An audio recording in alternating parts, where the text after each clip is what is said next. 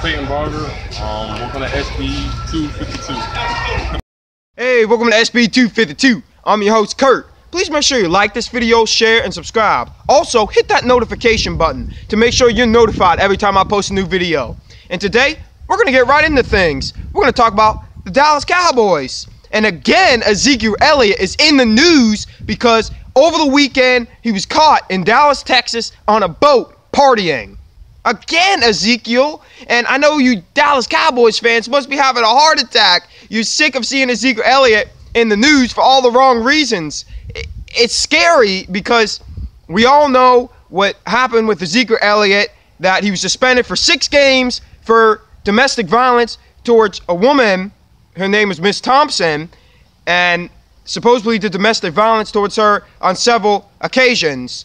Now, if you're Ezekiel Elliott, of course, you're going to say you didn't do it, you know, so we don't know if he did do it. We don't know if he didn't do it, but either way, the NFL suspended him because they're not saying that he did it or whether he didn't do it. They're saying that there's more of a chance that he did it than he didn't, so that's why we're going to suspend him, which, go check out my other video. I told you guys how I feel about that. I did another video about Ezekiel Elliott. Go check it out. Go check it out. So, but today we're going to be talking about how he partied on a boat, which is absolutely ridiculous, man. If there's a case pending for you, because you're appealing, of course, this suspension, and if this case is still pending, you don't go out and do something like this because you put your case in jeopardy. I don't care what you say, Ezekiel. You can say, you know, I have the right to do this. I can do this if I want to. And you know what? You can. You have the right to do it. This is America. But guess what? There's consequences for what you do. And whether it's fair or not, the NFL is going to keep that in the back of their mind that you went on this boat and you partied just the other day. And even though he wasn't caught with any alcohol or doing anything crazy like he's done in the past, like pulling a woman's top down or anything like that, even though he wasn't caught doing anything crazy like that or going to a marijuana shop before a preseason game, it just adds to the credibility of, actually takes away from the credibility of Mr. Elliott. And I personally believe that the NFL suspended Elliott because of all the other incidents that he had before, and it kind of caused them not to really believe his story when it came to domestic violence, so that's why they suspended him.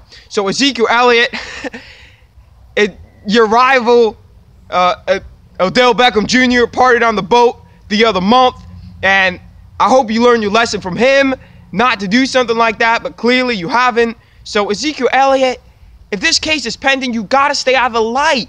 You got to get out of the media market. You got to get your name to stop surfacing in the news, and you need to lay low. You need to get out of the camera like this. That's what you need to do.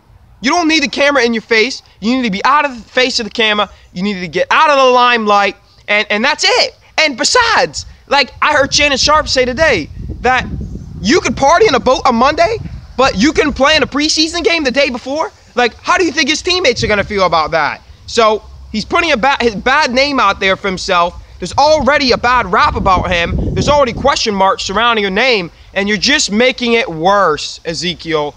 So if I had any advice for you, go home, stay home, just go to home, just go to work, and do your job. Focus on football, and you'll be just fine. I'm not saying you can't have fun, but be careful the places you go and the things you do that could compromise your part and your side of the story.